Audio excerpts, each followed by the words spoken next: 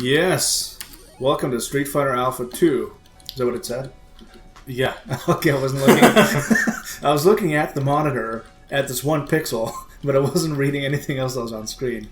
Dan. Of course. Actually, that's the fake name I'm using now to order Starbucks and the like, because my real name is too difficult to spell for people. It's true. Whenever you're playing that the thing at the theaters with those silly games, you're Vlad. Oh, yes. Yeah. Right. Either Vlad or Dan, but Dan's easier to spell. Yeah, it's one letter less. Uh-huh. And welcome to Street Fighter Alpha 2, which personally is tougher than 1. Especially Bison, because fuck that guy. But this is not nearly as... Actually, no, far more simple. Okay. Way harder than 3. There you go. Well, okay. Unless you count the last boss, who was just overkill, crazy, stupid SNK style boss. But other than that, yeah. No. Even when it comes to Bison and Alpha 2, he's still tougher than Alpha 3.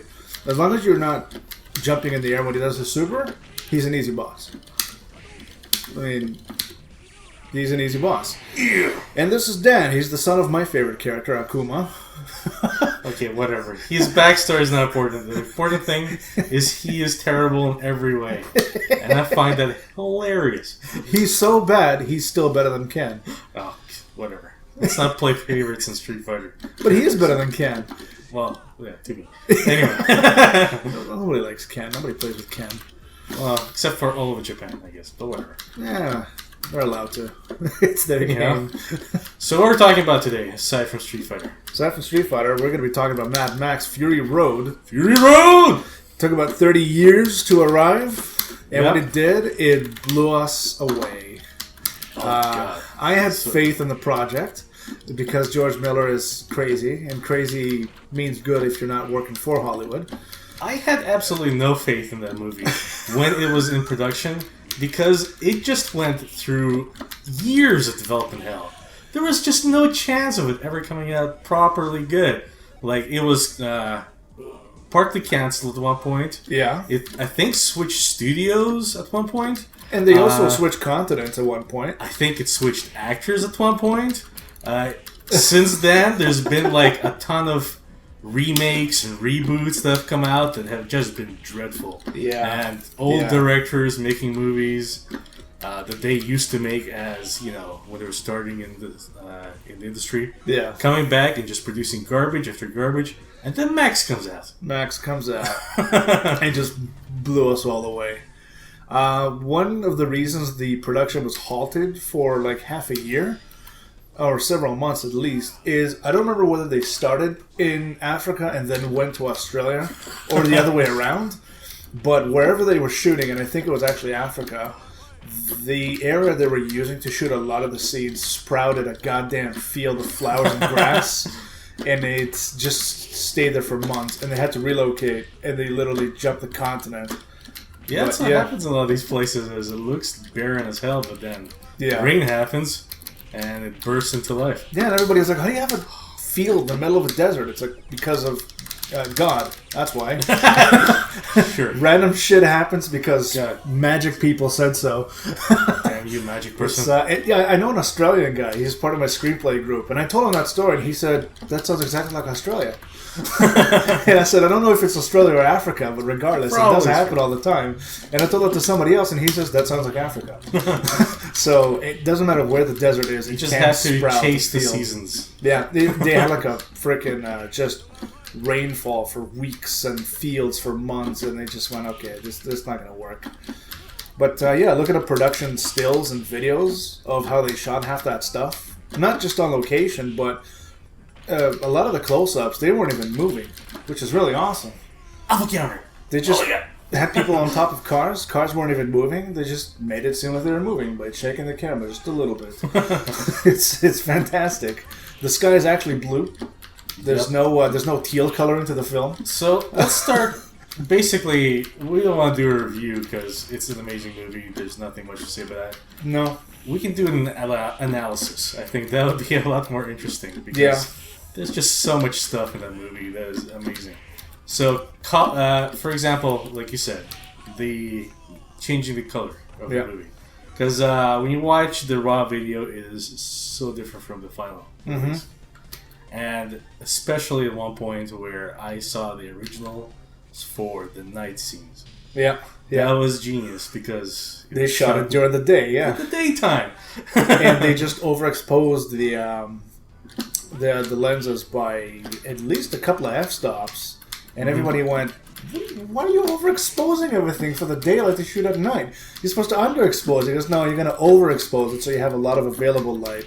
And then in post, you just make it all look dark. And they're like, that's not how it works. He goes, yes, you need natural blacks. Yeah, he actually had an argument with his camera guy. Yeah. And his inspiration, I think, was, in cameras, when you do HDRI, you do like multiple shots at different exposures, and then you combine them all together. So he looked at a daytime scene at different exposures, and he saw the swan that was like really dark and beautiful and looked like nighttime. He was like, let's do that. Let's do that for the movie. That'd be awesome.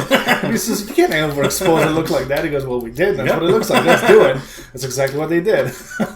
So yeah, lots of interesting things like that came out in that movie. Just like brave, unique ways of shooting movies. For example, doing all the stunt work. Oh yeah, all of it. Tom Hardy on wires. Yeah. On piano wires. Yeah, Tom Hardy did his own stuff. He's physically hanging off the side of a truck. His head is about a foot off the ground, but it's okay. There is a cable. The thing is, yes, sometimes the vehicles are moving. Yes, sometimes they are stationary, but it looks like they're moving.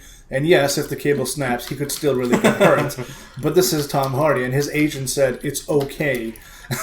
He can do this stuff. He's literally, the other Tom Cruise. It's like, it's okay. He can do these things. So there was a story behind the scenes where I think it was one of Tom Hardy's kids was talking to the producer. Yeah. Director, sorry. And he was asking, like, is it okay if my daddy's on there like that? It's like, oh, it's okay. It's on the piano wires. It'll be fine. They'll hold up things all the time. It's great. But what if it does break?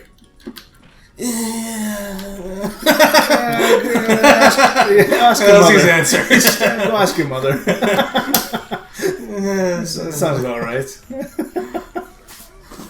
Speaking of the whole exposure thing, I remember the movie The Descent, which came out in 2005. The ladies spelunking in a cave. Never saw it. They did a very similar approach where they did shoot it inside studios, manufactured to look like caves, but they shot it with very bright lights and everything was perfectly well exposed. And then in post, they just dimmed everything to make it look like natural darkness.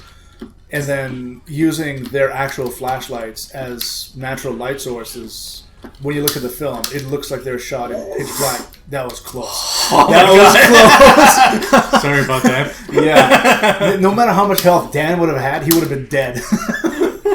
But yeah, so when you look at the final product, it looks like they shot it inside actual caves with just flashlights. Which is like, yeah, that's how you shoot things, just to add claustrophobia. I guess a return to like the old westerns and Charlie Chaplin movies where, everything was shot with massive lights at night. Yeah. There was a Charlie Chaplin short, I think it was called Payday, and he's chasing after a streetcar at night. Yeah. And behind him there's a car with a spotlight lighting him, and that's it. So you're wondering, like, why is he being lit by a spotlight? Is it because that's how you shoot at night? There's a car next to you with a spotlight. That's how they shot Terminator 2 at night. Schwarzenegger's driving on the motorcycle, and right next to him there's a Jeep with blue lights just beaming a light onto him, and that's it. And you go, oh, yeah, they shot with actual blue lights. Cameron loves his blue lights. But yeah, it's an old school approach. A lot of this movie was old school approach. This whole movie was old school, except the giant tornado. Composition, for example. Everyone loves shaky cams nowadays. Yeah. He doesn't. Instead of shaky cams, it's really steady cameras. Yep. Fast cuts. Absolutely. And one interesting trick, which was keep everything in the center frame. Keep everything in the center frame. You should actually go to YouTube and type in Mad Max Fury Road center frame.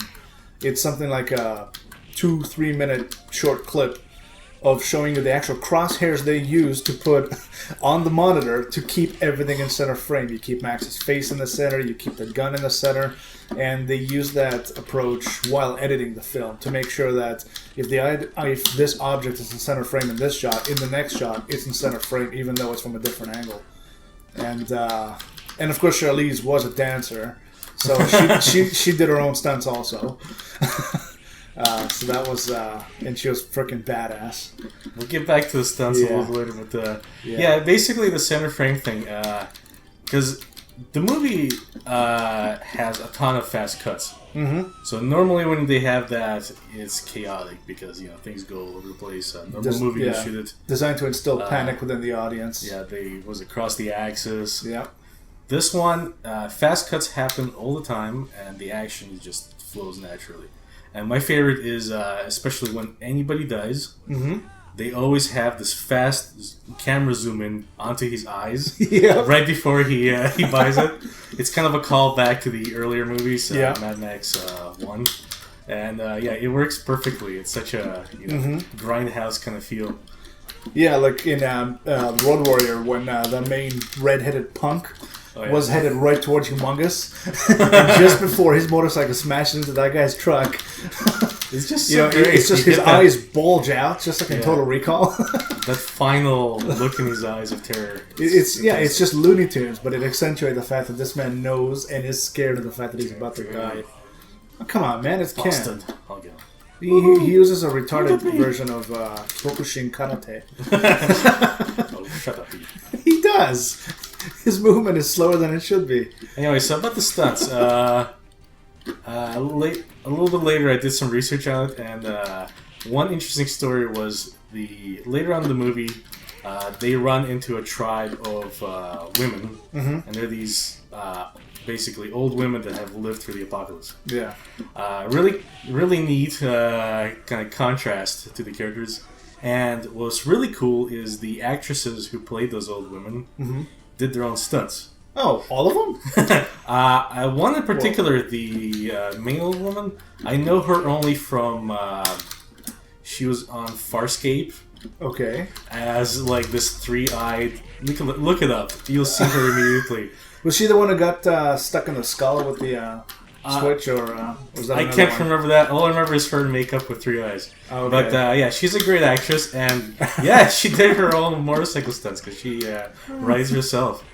And like they just went, "Do you want to do it?" Yeah, sure. It'll be great. You're just gonna shit all the time anyway. Yeah. So that's freaking amazing. Even that happened. Yeah, and that's actually part of why the movie took so long to shoot. Because a year ago it was ready to be released, and George Miller said, "No, I got to go and do some reshoots." And they went, "Come on, man! You're using real cars and real explosions, and really, we got to see you in the next episode." So we're gonna cut it? Are you kidding me? I'm about to fight the last boss. No, we're gonna cut it right here. You bastard! All right, next time.